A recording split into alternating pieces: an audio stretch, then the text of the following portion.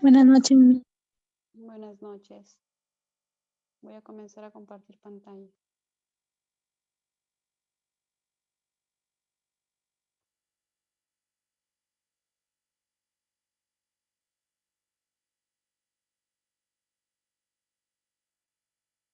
Sí ven la pantalla, ¿no? Sí, Sí, profesor. profesora, claro, se nota. Ya. Antes de comenzar la clase, mientras se siguen conectando sus amigos, les voy a comunicar lo que ya les he comunicado mediante su delegada, pero de todas maneras vamos a repetirlo acá en clase. El examen dado el día sábado, el examen práctico, debido a los inconvenientes que se suscitaron, ha quedado anulado, ¿sí? Y se va a rendir un nuevo examen, totalmente nuevo, ninguna de las preguntas se va a repetir con respecto al anterior y se va a llevar a cabo el día martes. El día martes a las 10:30 de la noche, es martes 21, ¿sí? Les pido que para ese día tengan un dispositivo de preferencia, computadora, laptop con un internet de banda ancha para que no tenga percances. Se van a subir, en el examen van a ver las preguntas teóricas, o sea, el contenido teórico de la pregunta, 10 preguntas, pero las imágenes no se van a subir al sistema, las imágenes, o sea, no se van a subir junto al examen para que no tengan esta dificultad de que uno se desconfiguren o que dos no cargue la página, ¿no? O demore. Se va a subir solamente el contenido teórico y aparte, unos minutos, un minuto antes del examen, se va a liberar en el aula virtual el PDF que contiene las 10 imágenes para que las descarguen y puedan responder, ¿sí? ¿Entendieron la situación, cómo va a ser la modalidad? Doctora, disculpe, o sea, el PDF se va a permitir descargarlo. ¿Cuántos minutos antes? Disculpe. Bueno, la indicación todavía no está dada por la coordinadora, pero presumo que va a ser un minuto antes, ¿no? O 2 minutos antes del examen que se pueda descargar el PDF. Porque no es un PDF pesado, ¿no? Los PDFs que tenemos en clase son mucho más pesados porque contienen más o menos 50 slides o a veces más, ¿no? El PDF va a contener 10 imágenes, o sea, 10 slides más la carátula. No es muy pesado. Todas las imágenes van a estar en mudo, ¿no? Sin nombres de estructuras y simplemente señaladas por letras. Y ese es en cuanto al PDF, que lo deben descargar antes de rendir el examen, ¿no? O sea, a las 10:30 comienza el examen, unos minutos antes deben estar ya en la plataforma y van a descargar el PDF. Y el examen, netamente en el aula, van a encontrar el cuestionario solamente el contenido teórico de cada pregunta. Son 10 preguntas, el sistema va a chocolatearlas para subírselas al azar. Y no van a tener la opción de retroceder preguntas. La pregunta dada, pregunta contestada, siguen, pregunta contestada, siguen, ¿ya? ¿Alguna otra pregunta?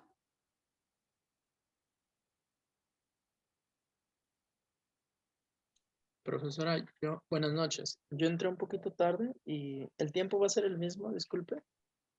El del tiempo examen. sí, el tiempo va a ser el mismo. Los exámenes sí están para darse en 10 minutos, ¿no? El tema ha sido la plataforma, ¿no? La tradición de la plataforma. Pero sí son exámenes que se pueden dar suficientemente en 10 minutos. Las figuras van a ser completamente extraídas de sus guías, perdón, de sus guías no, de las clases prácticas que se les ha dado, ¿sí? Hasta la semana antepasada que ha sido gusto y olfato. Y simplemente van a hacer preguntas como describa, que dice, ¿no? Describa qué señala la letra A, describa qué señala la letra B. No van a requerir mucha ciencia. Dime, Celeste.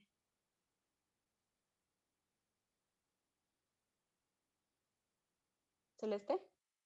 Doctora, me preguntaron cuánto vale el examen práctico. Bueno, la nota mayor es 20. Cada pregunta vale 2 puntos. En cuanto a porcentaje, el examen práctico se mezcla con la nota de de las evaluaciones del Atlas. El que pesa más es el Atlas compendio, el Atlas final, ¿no? Y las presentaciones de esos Atlas de manera semanal influyen en la nota del Atlas grupal. En cuanto al Atlas grupal, yo estoy calificándolos, a ver, yo inicio con una nota general, digamos, del Atlas como tal, le pongo la misma nota a todo el grupo, pero después a esa nota voy disminuyéndole conforme veo el desarrollo de cada estudiante, ¿no? Dentro del Atlas, en primer lugar, dentro de ese Atlas compendio, ¿no? Porque abajo me ponen quién desarrolló tal imagen, quién desarrolló tal imagen. Y obviamente la descripción.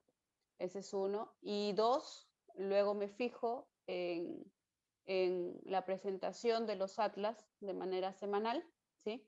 Porque les dije que al inicio tuve bastantes inconvenientes, que algunos no presentaron incluso, otros sí presentaron, otros presentaron fuera de fecha, otros presentaron Atlas idénticos a los de otro compañero de otro grupo.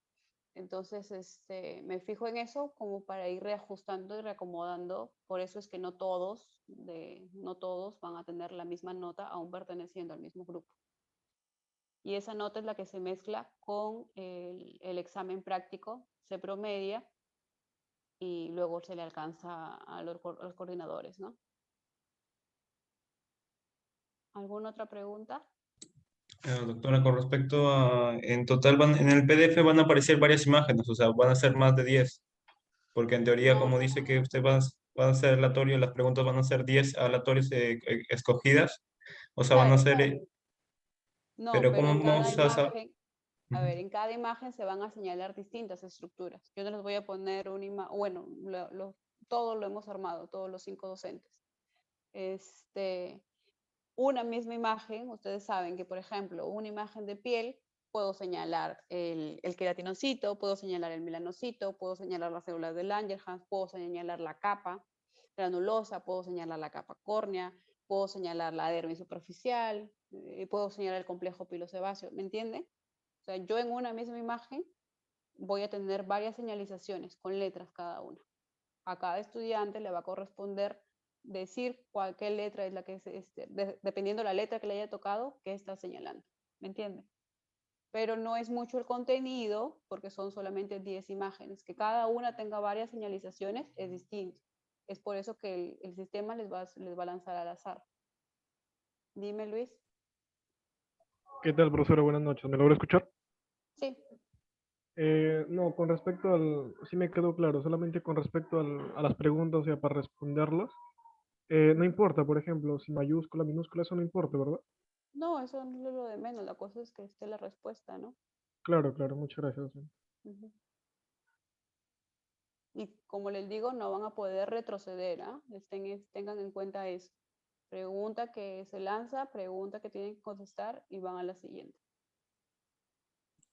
Ah, doctora, entonces, con respecto, entonces van a ser 10 preguntas, van a ser, las imágenes van a ser las mismas, pero a cada uno se le va a pedir cosas diferentes de Exacto, señalar. exacto. Ah, A ti, ya. por ejemplo, te puede tocar un melanocito, a tu compañero Alan en la misma imagen le va a tocar el folículo pilosebáceo, a tu compañero Aldrin le va a tocar de repente, qué sé yo, una célula de Langerhans en la misma imagen, pero cada uno va a tener que señalar su estructura.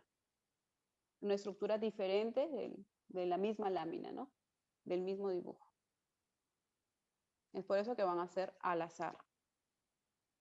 El sistema va a ser el que escoja las 10 preguntas para cada uno de ustedes. ¿Alguna otra pregunta, chicos? Doctora, buenas noches. Buenas noches. Las imágenes son las de práctica, lo que lo vemos en clase, lo que en clase de práctica, ¿verdad? No van a sacar de un libro, no lo van a sacar, simplemente son las No, imágenes de van práctica. a ser las imágenes que hemos visto en todas las clases prácticas. Ok, ya, gracias. ¿Alguna otra pregunta, chicos?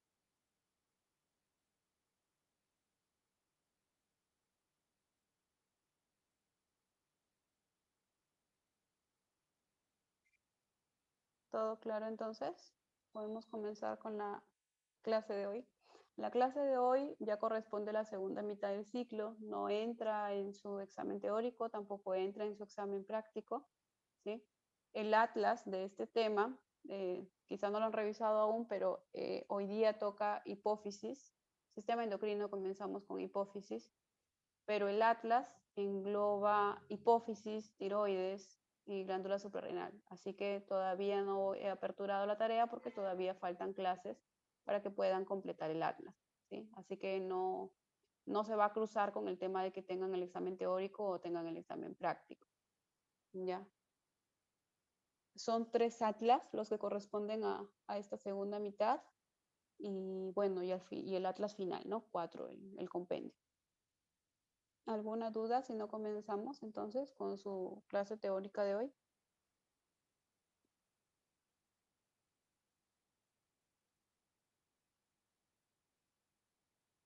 Ninguna, entonces.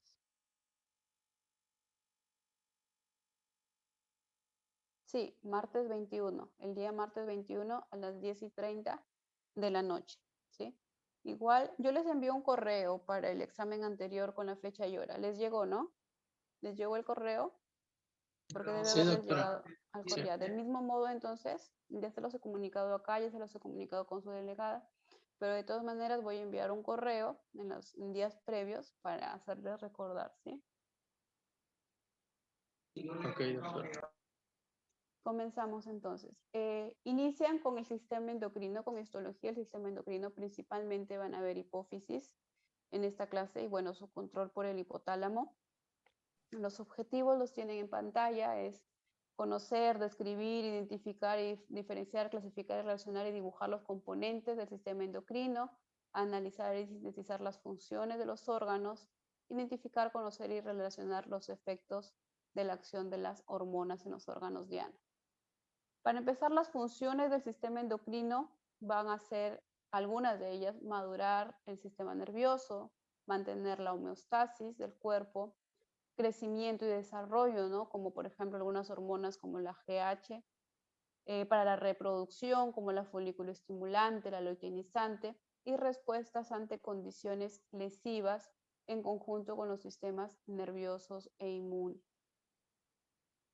Tienen que conocer el concepto de hormona, el concepto de órgano blanco también y célula blanco. La hormona es un compuesto químico que va a ser producido por la célula endocrina.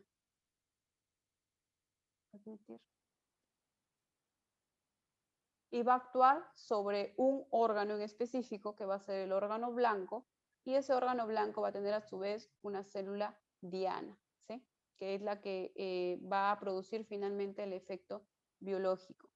¿De dónde viene el nombre hormona? Bueno, etimológicamente significa prácticamente excitar. Estos son los mecanismos de señalización que pueden ocurrir en el organismo: comunicación parácrina, autócrina, yuxtacrina y endócrina.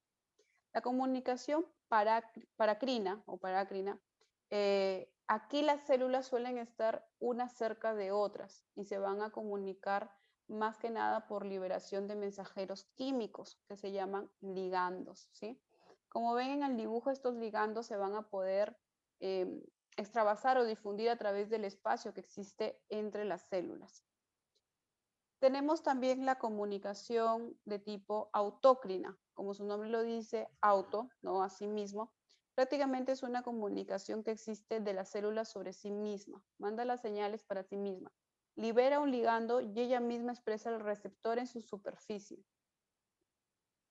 Luego tenemos la comunicación yuxtacrina. La comunicación yuxtacrina es prácticamente una de contacto directo. Hay poca distancia entre las células y aquí se suele dar, por ejemplo, por uniones comunicantes o por uniones GAP, ¿no? Que en algún momento hemos mencionado. Y luego tenemos la comunicación endócrina, ¿no? Que es la que va a atañir a esta parte del sistema que estamos viendo. La comunicación endocrina se refiere a que se va a liberar en el torrente sanguíneo y para que pueda viajar a una distancia mucho más larga que las otras comunicaciones y pueda efectuar una acción en el órgano blanco y por tanto en la célula diana.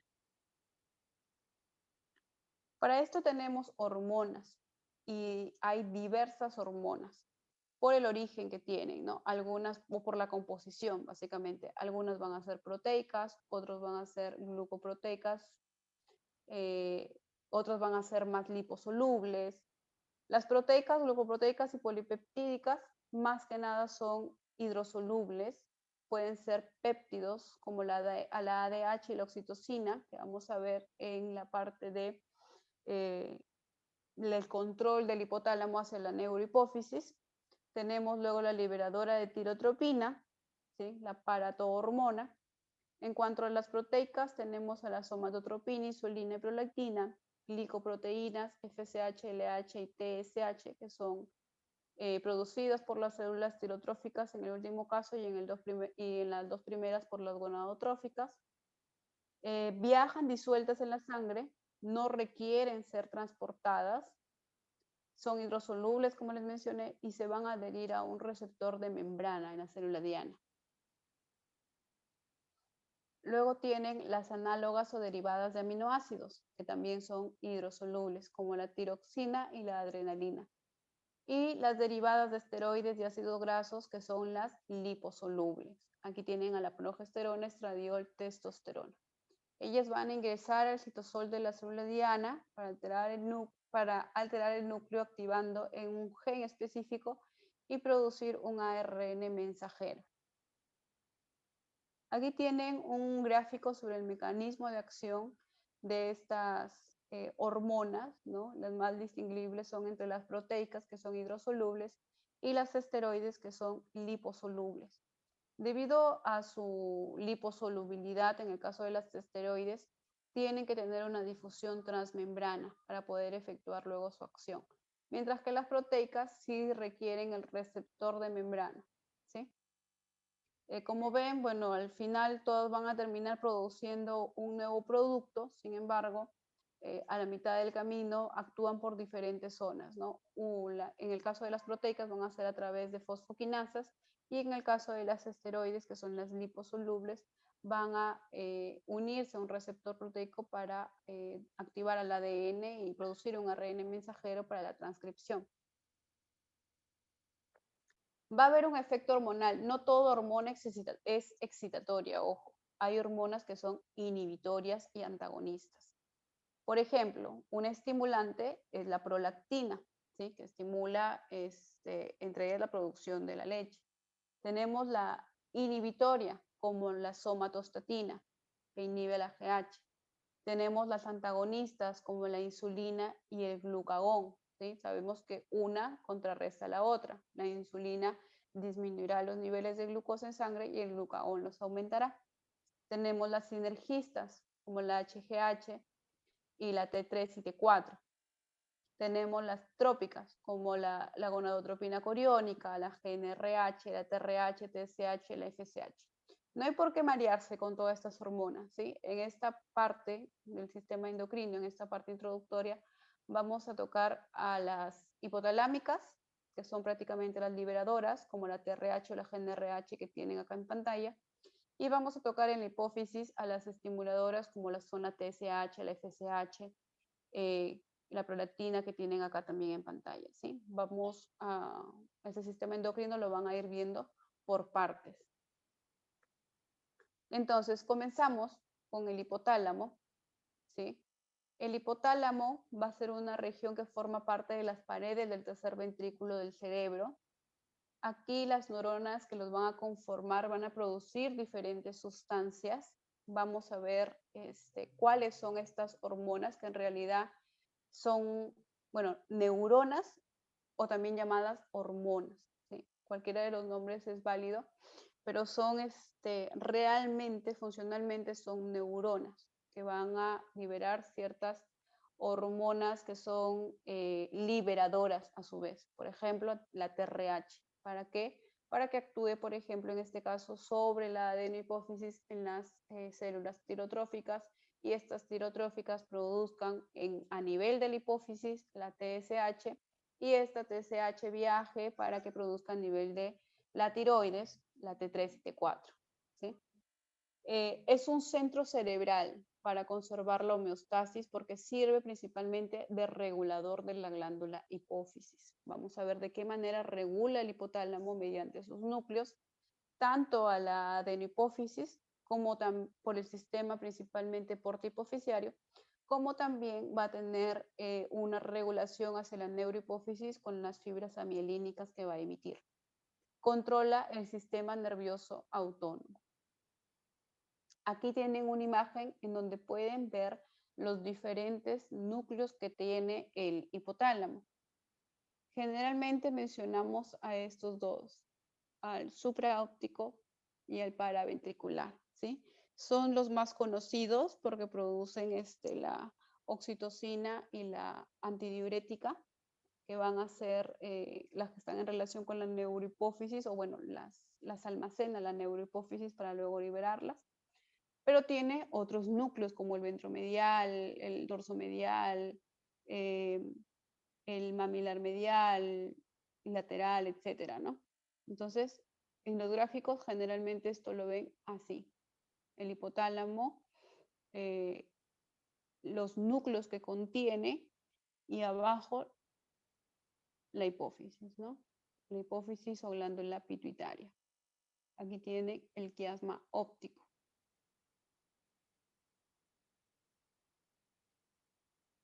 Tienen otra imagen también. Miren aquí, aquí se puede ver mejor, ¿sí? Esa disposición media en B que tiene. Los núcleos que contiene, en este caso, bueno, solamente están graficados algunos de ellos, que son de los más relevantes, ¿no? El supraóptico y el paraventricular. Y está graficado también el sistema porta hipoficiario, que lo vamos a ver más adelante, pero también lo vamos a describir mejor en la parte práctica, ¿no? Pero les adelanto que tiene arterias hipoficiarias superiores e inferiores, que tiene luego un plexo primario, luego va a tener venas portales y un plexo secundario.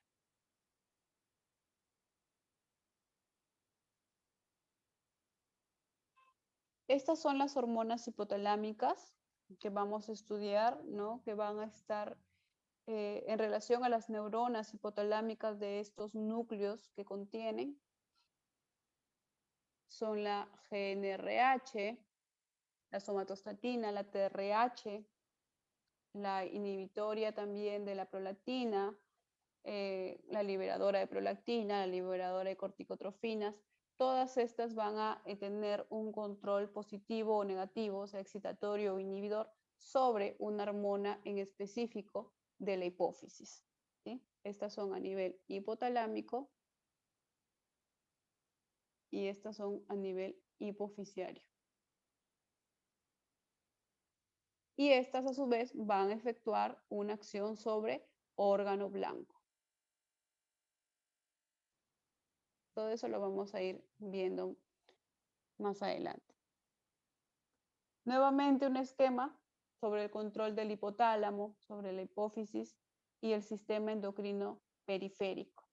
Cada uno de estos órganos va a tener una función en específico para mantener la homeostasis, ya sea participando en el metabolismo, crecimiento, maduración, nutrición, reproducción o netamente en el equilibrio de agua y minerales, ¿sí?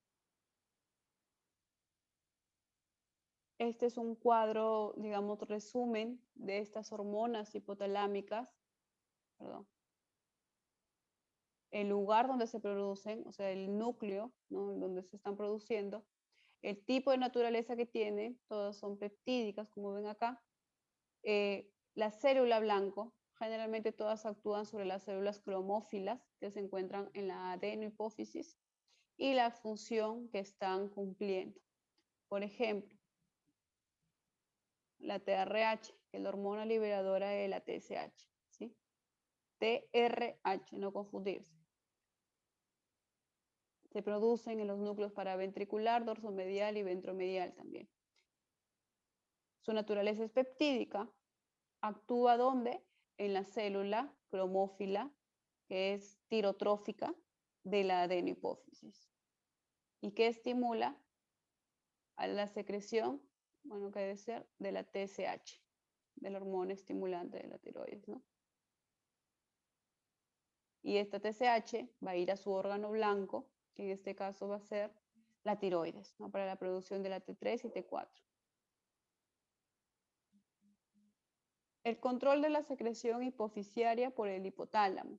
El hipotálamo controla la secreción hipoficiaria a base de señales hormonales o nerviosas. Como les he dicho, cualquiera de los dos nombres es válido en la parte del hipotálamo. Estas van a ser diferentes, como el dolor, un pensamiento deprimente, un olor, la concentración sanguínea de nutrientes, electrolitos, agua, hormona, excitan o inhiben. No solamente van a ser de tipo excitatorio, pueden ser de tipo inhibitorio. La cuestión es regular la secreción de las hormonas, ¿no? Aquí tenemos una imagen que está graficando a la glándula hipófisis o glándula pituitaria, ¿no? Que como saben se encuentra suspendida del cerebro por el tallo hipoficiario y se va a encontrar suspendida en la silla turca. Entonces la localización es en la base del cráneo, en la fosa hipoficiaria de la silla turca del hueso esfenoides. Va a estar recubierta por la dura madre y también por el diafragma celular y tiene unas medidas 1.5 como máximo, generalmente entre 1.2 centímetros a 0.8 centímetros, ¿no? Es bastante pequeña. Pesa también unos 0.5 gramos y puede pesar menos en las mujeres. Va a tener dos zonas.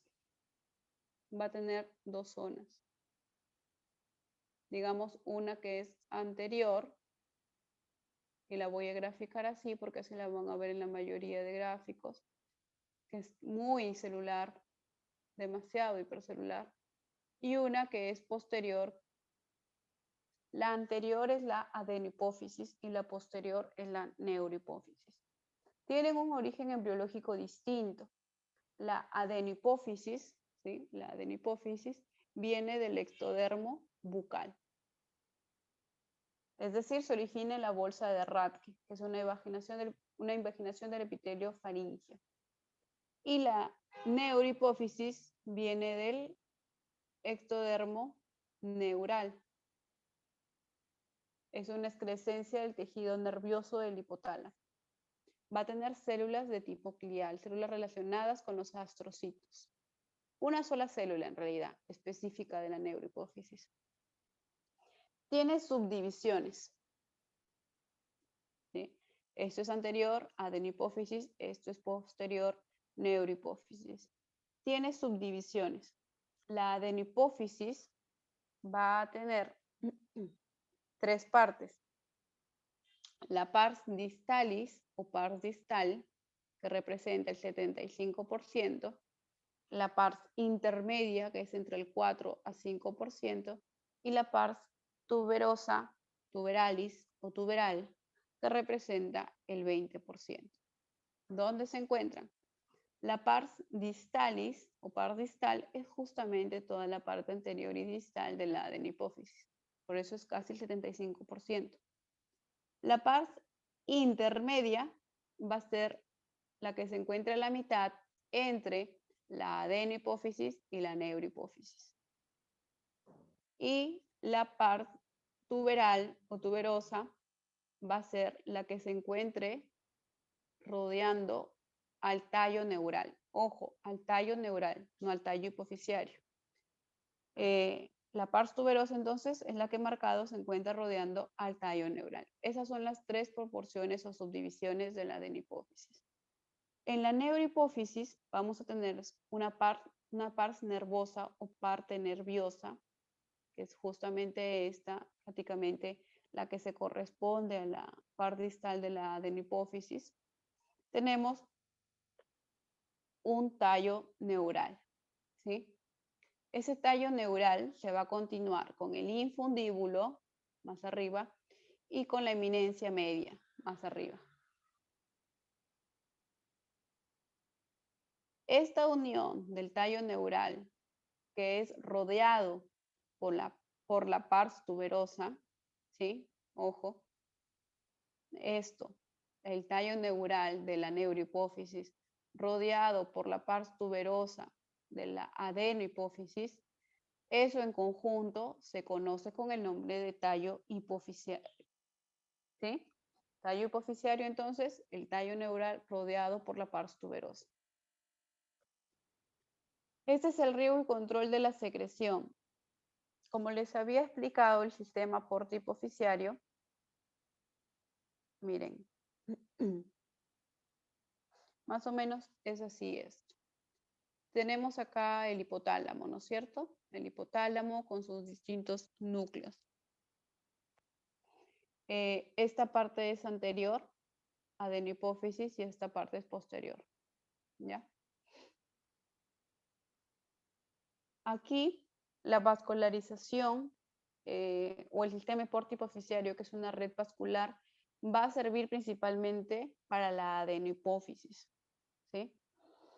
Porque no solamente le va a servir de suministro para dar nutrientes y oxígeno, sino también que le va a servir como un sistema que le va a ayudar a distribuir las hormonas del hipotálamo, que son las controladoras, las reguladoras, ¿sí?, de la secreción endocrina que va a ocurrir en esta parte, en la adenohipófisis sobre todo, mediante este sistema. Es complejo, pero más o menos es así. Vienen arterias, que son las arterias hipoficiarias superiores, y van a desembocar o van a alimentar un plexo, que es el plexo capilar primario, ¿sí? Este plexo va a drenar en varias venas. Esas venas se conocen como venas portales. Las venas, como ven, se están dirigiendo ¿hacia dónde? Hacia la parte distal de la adenohipófisis. En esta parte distal de la adenohipófisis van a formar un plexo capilar secundario. Y miren, este plexo capilar secundario está interrelacionado con estas células que se van a encontrar en el parénquima de la adenohipófisis, porque van a liberar mediante ese plexo secundario, esos capilares que se encuentran, van a estar liberando, por ejemplo, la TRH, la GNRH, para que lleguen a su célula blanco en esta zona, ¿no? Estas rosadas son las células blanco, que pueden ser, por ejemplo, las tirotrofas, ¿no? Las tirotróficas, que van a liberar una segunda hormona, que en este caso va a ser la TSH, por ejemplo. ¿Sí? En el caso de la neurohipófisis, como ven, también dan ramas secundarias, pero el control aquí en la neurohipófisis va a ser predominantemente a través de las fibras amielínicas que nacen desde los núcleos hipotalámicos. Ya lo vamos a ver más adelante. En esta imagen histológica en hematoxilina y eosina pueden diferenciar la adenohipófisis de la neurohipófisis. Adenohipófisis, parte anterior, y neurohipófisis, parte posterior. ¿Por qué? Porque ven que esta adenohipófisis está llena de estos, digamos, puntos o granos, que en realidad son núcleos. Les he dicho, la adenohipófisis es mucho más hipercelular. Aquí vamos a tener, sobre todo en esta parte, ¿no?, la pars distalis, vamos a tener células cromófilas, 5 tipos, células cromófobas y células foliculoestrelladas. Mientras que aquí, en la neurohipófisis, solamente va a haber una única célula específica de la zona, que vienen a ser los pituicitos. Vamos a ver en otros slides.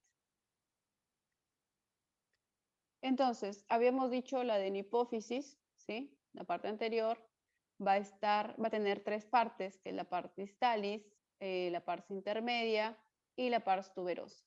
La pars distalis 75%, 5% la intermedia, 5,4% y la tuberosa el 20%, ¿no? Vamos a ver esta primera parte, que es la pars distalis o pars distal.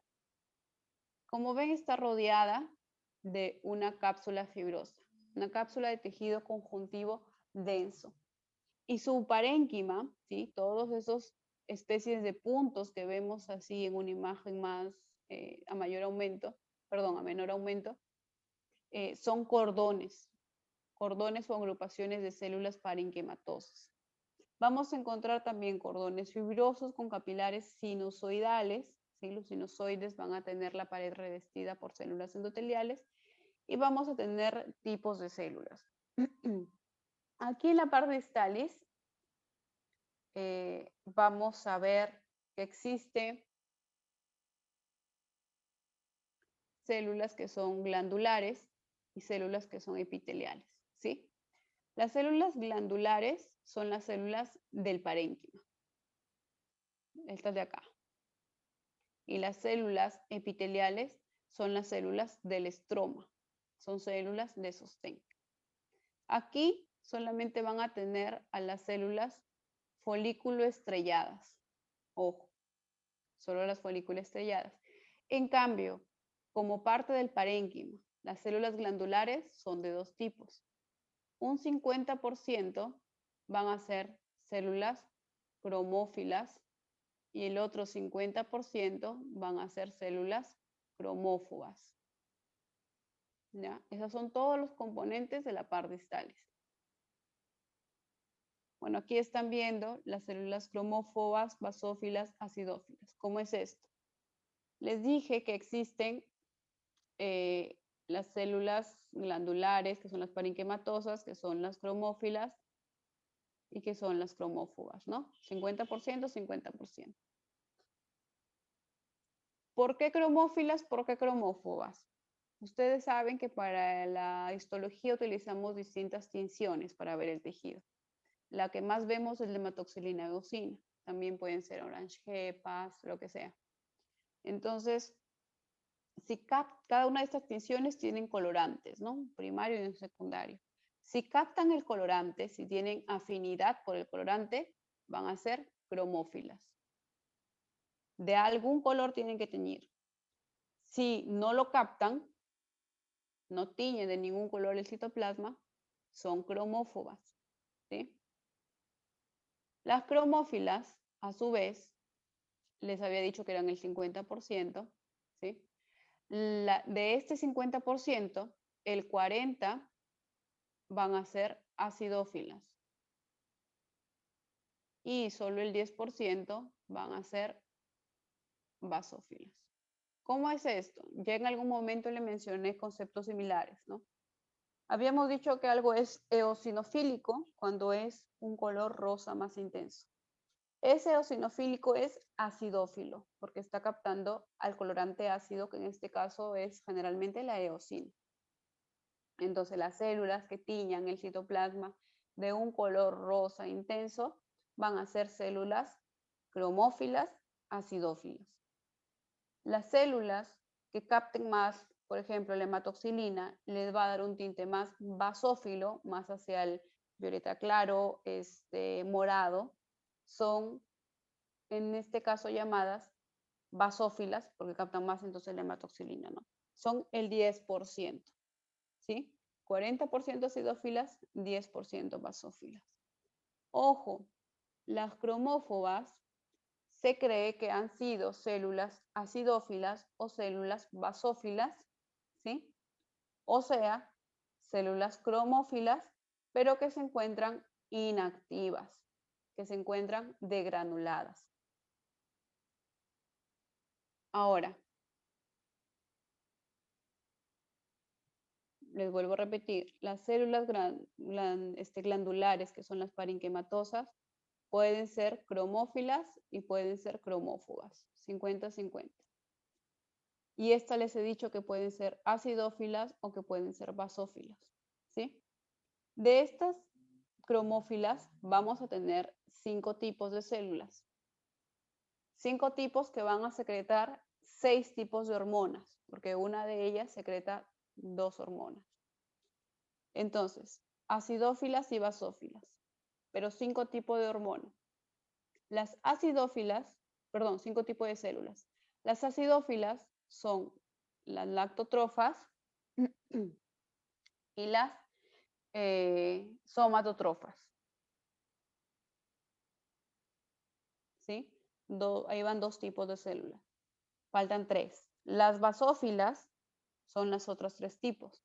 Son las corticotrofas, las gonadotrofas y las tirotrofas.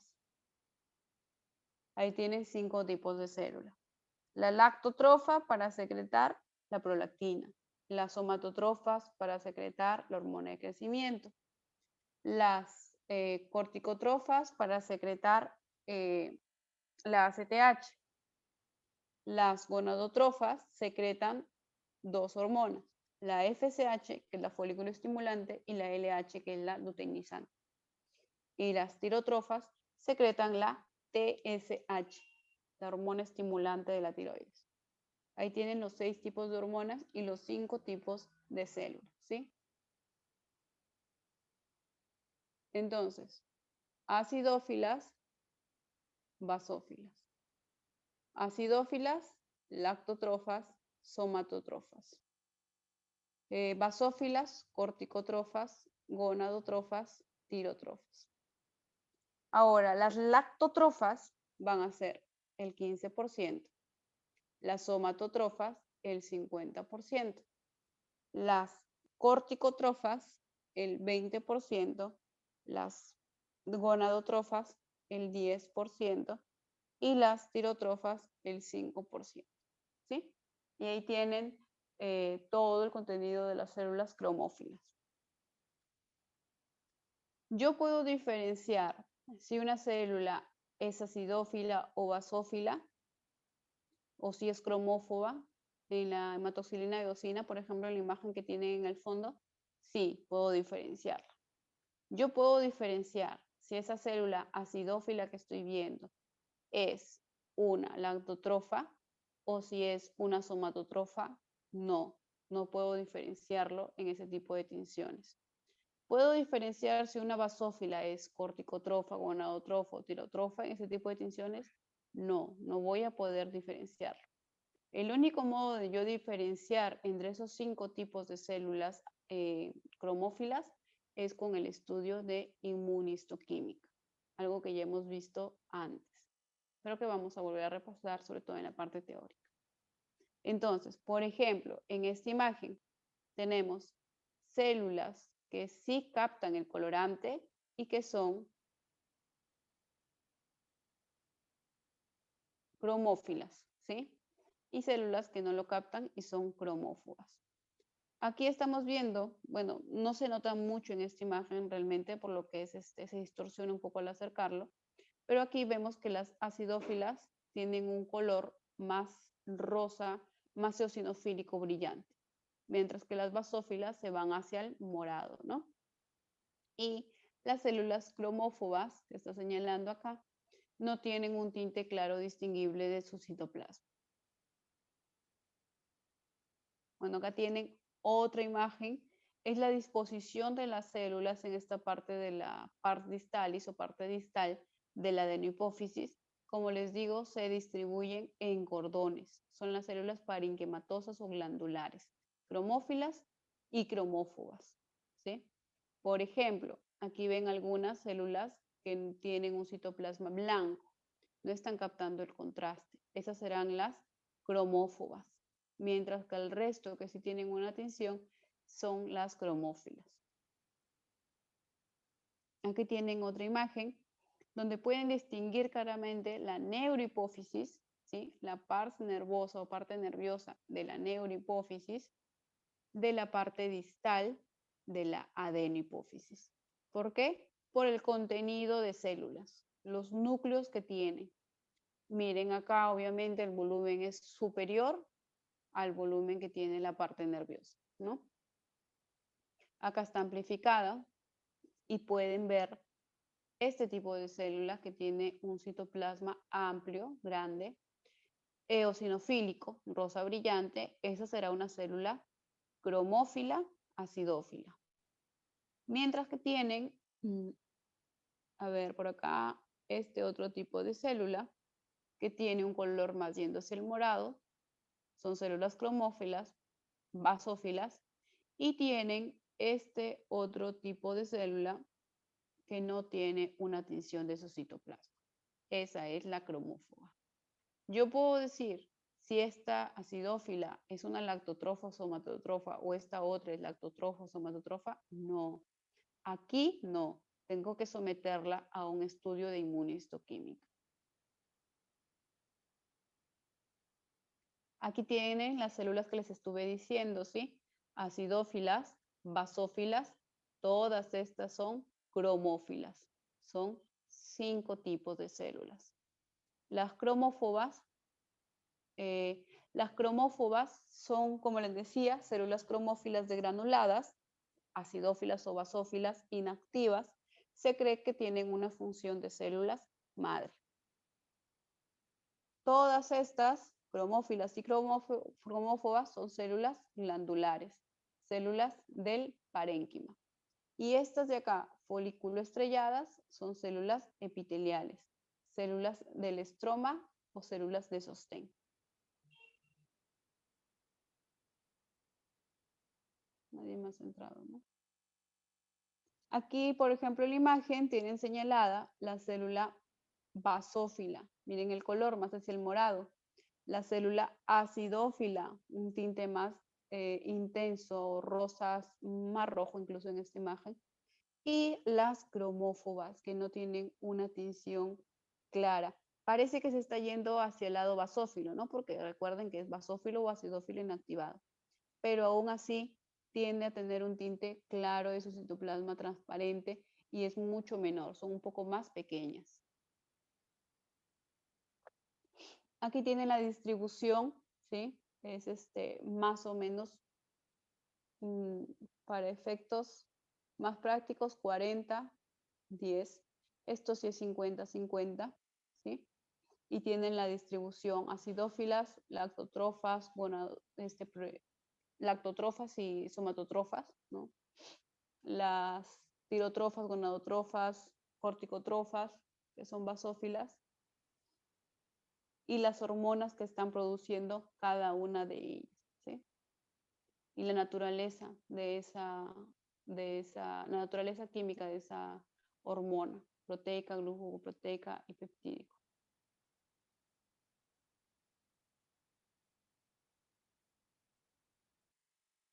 Aquí tienen otra imagen. Estas imágenes las vamos a ver sobre todo en la parte práctica para poder seguir distinguiendo el color del citoplasma entre célula cromófoba, célula acidófila y basófila. Igualmente aquí, miren, claramente es una acidófila, claramente es una basófila y tenemos estas intermedias, ¿no? Que son las cromófobas.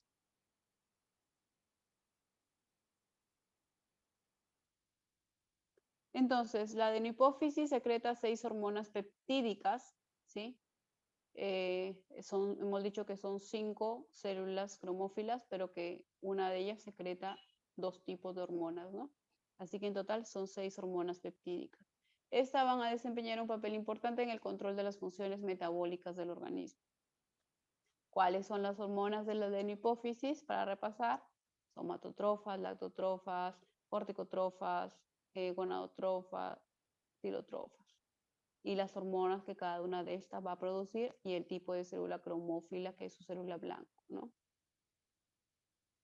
Otras imágenes para distinguir neurohipófisis, noten la superficie, casi no se distinguen células, mientras que la adenohipófisis está repleta de células, ¿sí?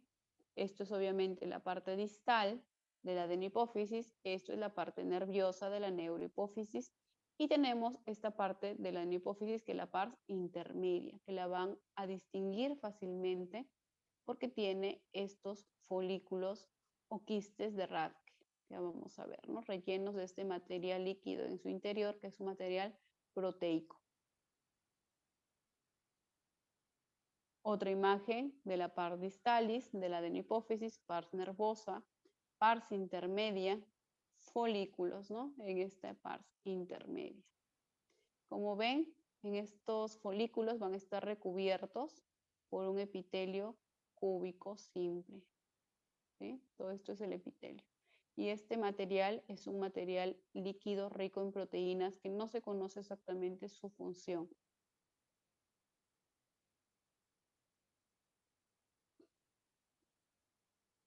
Pars distal de la adenopófisis, pars nervosa de la neurohipófisis.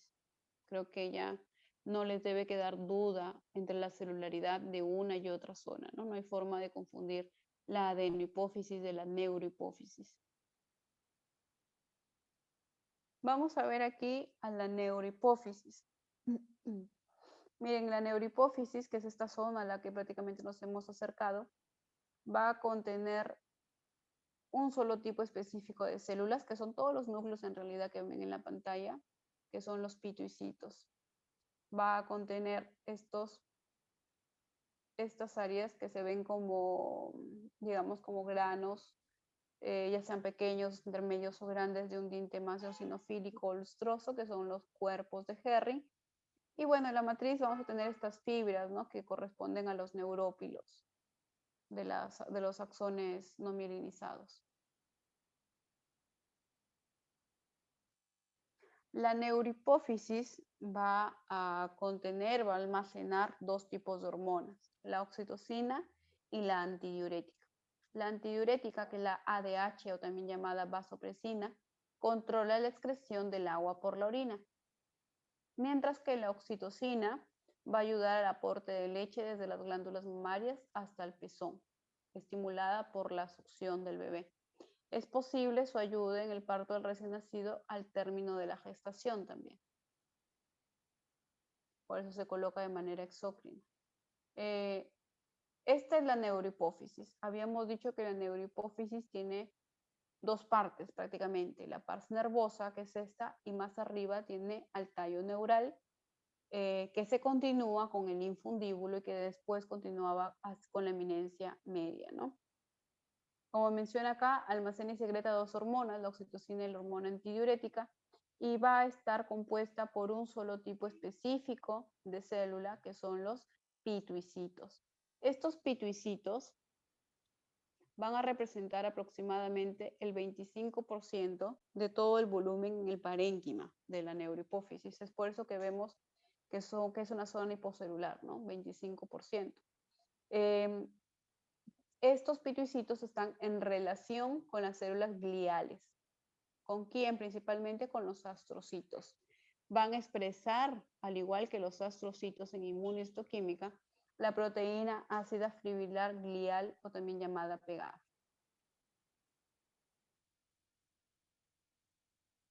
Estos son los cuerpos de Henry. Los cuerpos de Henry vienen a ser acúmulos. Acúmulos en estos axones amielinizados que van en la neurohipófisis, que van a contener a su vez vesículas, que van a ser almacenes temporales de la antidiurética y de la oxitocina. Se los voy a graficar en breve para que me entiendan mejor. Esta imagen no me gusta mucho, a ver.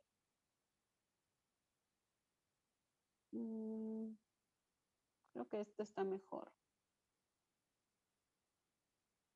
Ya, vamos con esto. Entonces, esta es la adenohipófisis, ¿sí? Hipófisis anterior, adenohipófisis, y esta es la neurohipófisis. En el caso entonces de la neurohipófisis, lo que vamos a tener es un control, digamos, hipotalámico más directo, por decirlo de alguna manera. Aquí las células que secretan sus hormonas en la neurohipófisis, en realidad son neuronas, ¿sí? Neuronas que se encuentran en el hipotálamo, en los núcleos paraventricular y supraóptico, ¿no es cierto? Estas neuronas, como ven, están enviando a sus axones. Están enviando a sus axones que son, por si acaso, no mielinizados, amielínicos. Los están enviando a través de ¿qué? Del infundíbulo, a través del tallo neural. ¿Hasta dónde? Hasta esta zona, que es la pars nervosa o parte nerviosa de la neurohipófisis.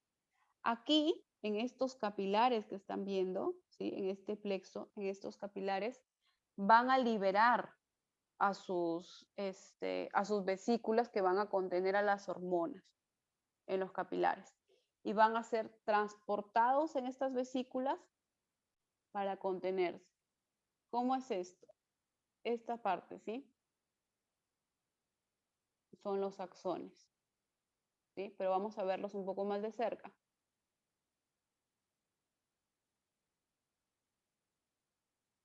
Entonces, estos axones, no solamente en la parte terminal, sino a lo largo de las fibras amielínicas, van a contener estas especies de bolsitas que les estoy graficando. Todas estas bolsitas se llaman cuerpos de Henry, con doble R, ING, cuerpos de Henry, ¿sí? estos cuerpos de Herring van a tener dentro de ellos a las vesículas. Van a tener dentro de ellos a las vesículas. Esas vesículas son un almacén temporal, ¿no? Y por tanto los cuerpos de Herring también. Y van a liberar desde esas vesículas a la ADH y a la oxitocina, ¿sí? Entonces, es de esa manera que regula su control la neurohipófisis. Además de estos cuerpos de Herring que están en estas fibras amielínicas, vamos a tener células afuera, ¿no? Que no son muchas. Hemos dicho que hasta un 25% de ese parénquima. Y solamente se ven sus núcleos. Esas son los pituicitos, que expresan el PEGAF, que están en relación con las células gliales, astrocitos, etc. ¿Qué más? Como vemos, si trasladamos esto a la imagen que hemos visto de hematoxilina y eosina, vemos los núcleos, que son los pituicitos, vemos esas especies de bolitas rosas intensas, que son los cuerpos de Herring, y estas zonas, ¿sí? Estas zonas que corresponden a las fibras, las vemos como neurópilos.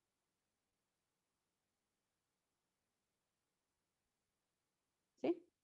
Cuerpos de Herring, pituicitos, neurópilos.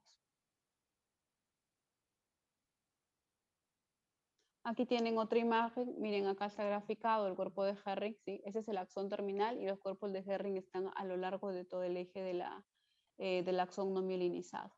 Aquí, por ejemplo, en este tipo de tinción, que es un PAS Orange G, se tiñen de otro color, ¿no? Porque utiliza otro colorante. Y estos son los núcleos de los pituicitos.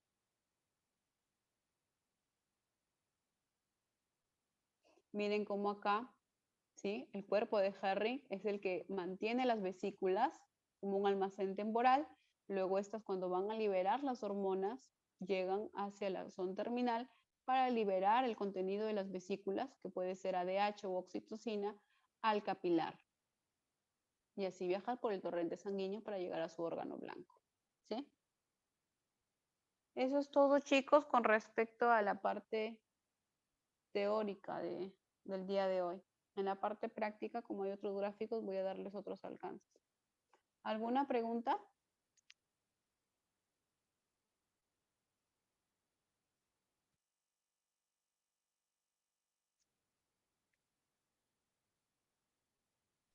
Todo claro, ¿no?